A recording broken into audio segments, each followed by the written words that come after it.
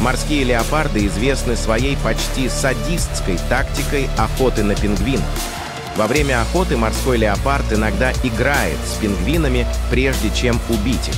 Он может несколько раз хватать пингвина и отпускать его, как будто проверяя реакцию жертвы, прежде чем начать ее поедать. Такое поведение считается необычным для хищников, поскольку большинство из них стремятся убить добычу быстро и эффективно. Этот жестокий способ может указывать на игру с жертвой, демонстрирует высокую степень агрессивного инстинкта морских леопардов, который напоминает поведение некоторых наземных хищников, например, кошек.